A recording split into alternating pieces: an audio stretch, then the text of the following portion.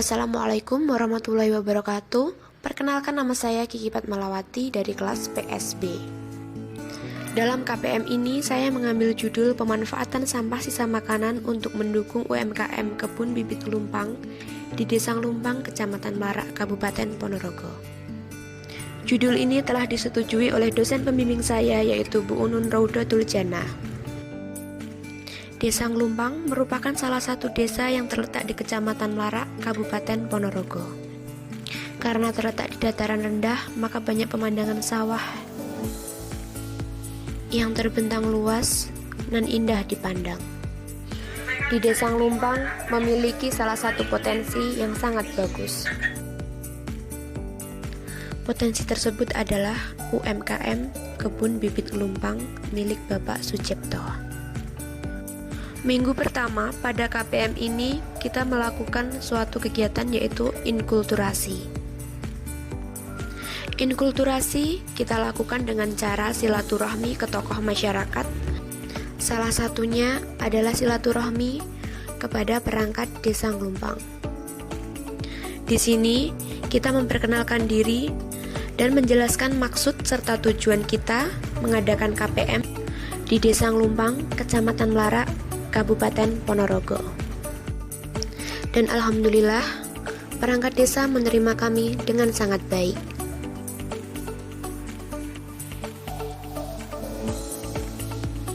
Setelah silaturahmi ke perangkat Desa Lumpang, selanjutnya kita silaturahmi ke BUMDes Desa Lumpang. BUMDes di Desa Lumpang bernama BUMDes Lantabur, dan di sana mengelola usaha, yaitu depo air minum. Salah satu keunggulan dari BUMDes Lantabur ini, di sini mengelola air minum kesehatan yang dinamai Heksana.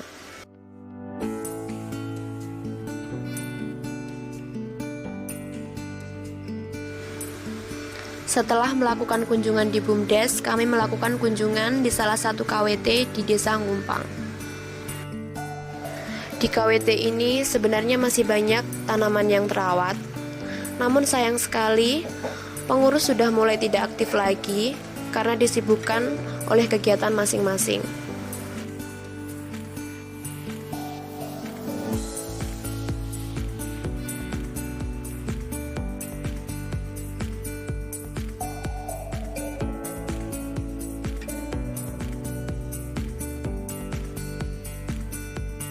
Selanjutnya, kami melakukan kunjungan ke salah satu UMKM di Desa Lumpang, yaitu Kebun Bibit Lumpang milik Bapak Sucipto. Di sini, beliau menyambut kami dengan sangat baik. Bahkan, beliau langsung mengizinkan jika kami mengadakan KPM di UMKM beliau. Kunjungan ke rumah Bapak Sucipto ini merupakan kegiatan inkulturasi yang terakhir.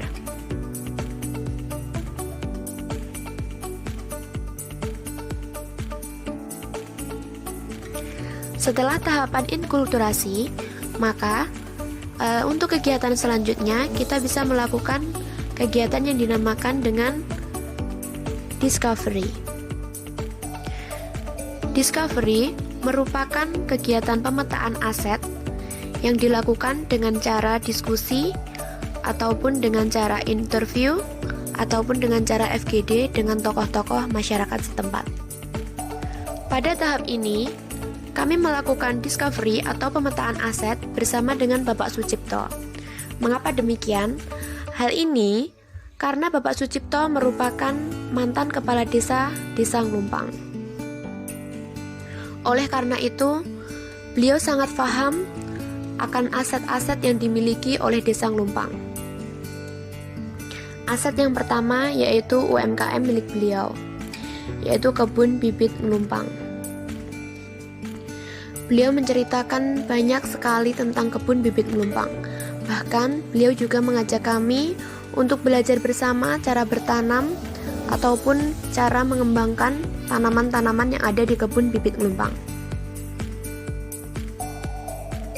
Salah satunya, kita diajari tentang bagaimana cara menanam sawi menggunakan media tanam kokopit, seperti yang tertera pada video ini. Selain itu, kami juga diajari bagaimana cara menanam gambas dan kacang kapri. Setelah itu, kita juga diajari untuk mengembangbiakkan bibit buah stroberi.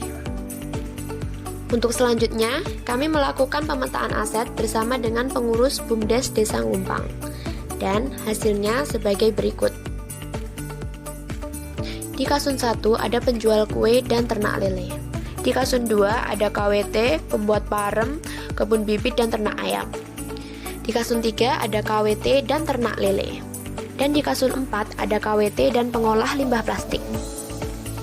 Nah, maka dengan ini tahapan discovery, yaitu pemetaan aset, kita anggap selesai. Selanjutnya, kita ke tahap berikutnya, yaitu ke tahap desain. Pada tahap ini kita merumuskan program kerja berdasarkan pemetaan aset. Pada video ini, kami membuat media tanam hidroponik untuk kangkung.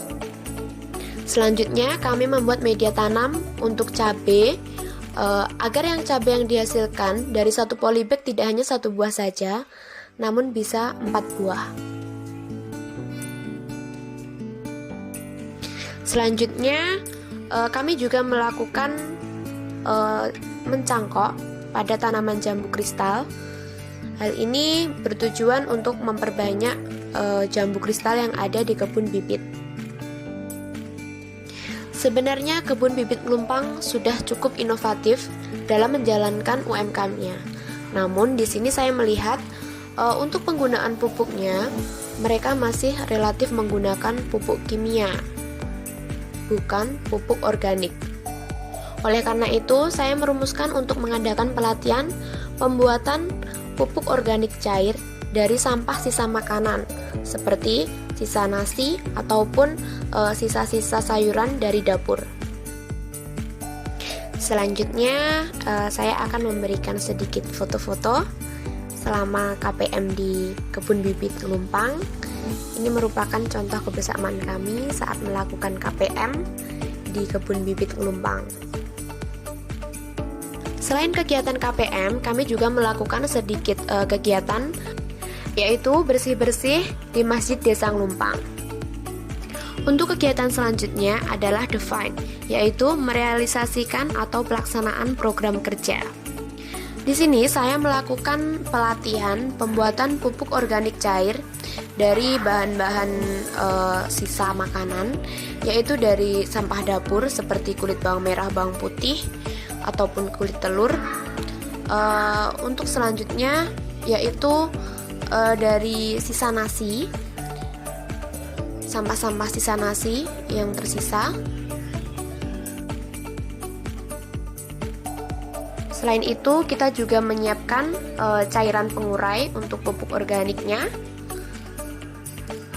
dan kita juga menyiapkan air, kemudian ember untuk kita gunakan fermentasi.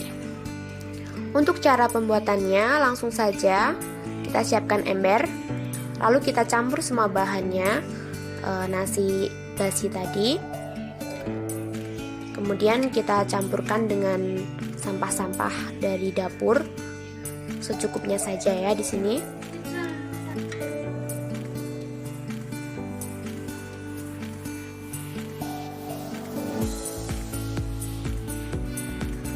Setelah semua bahan kita masukkan, maka kita aduk-aduk sampai semuanya benar-benar tercampur dengan rata. Setelah itu, kita bisa menambahkan air sedikit demi sedikit, lalu kita aduk lagi.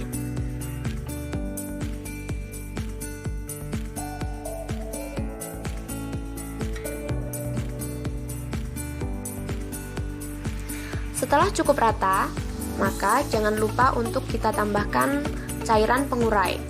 Di sini kita gunakan sebanyak 4 tutup botol.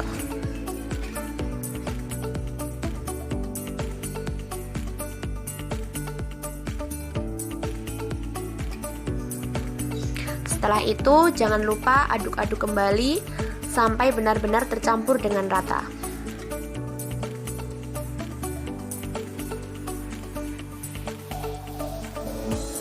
Setelah rata seperti ini, maka kita bisa menambahkan air. Nah, airnya sebanyak 3 ember ya. Kita aduk-aduk lagi seperti ini.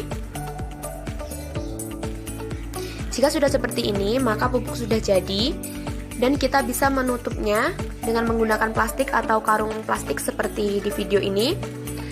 Kita bisa membiarkannya atau mendiamkannya selama kurang lebih 3 minggu. Mengapa harus 3 minggu? Hal ini bertujuan agar pupuk organik cairnya bisa terfermentasi dengan baik. Setelah 3 minggu, maka pupuk sudah bisa kita gunakan.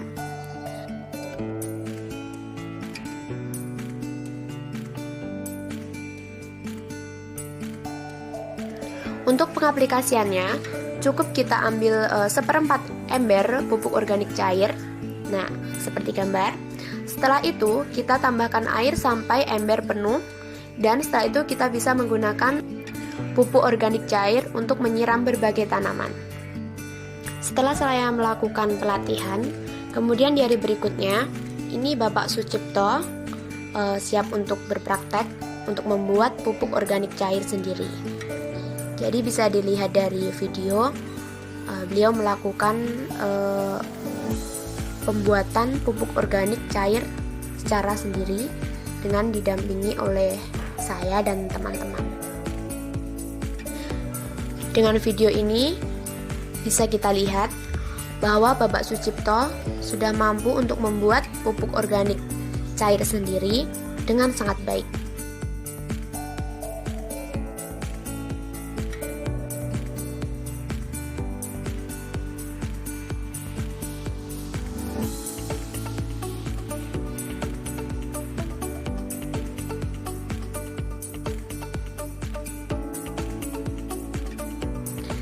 Setelah Bapak Sucipto sudah berhasil untuk membuat pupuk organik cair sendiri, maka kegiatan define atau merealisasikan program kerjanya kita anggap selesai.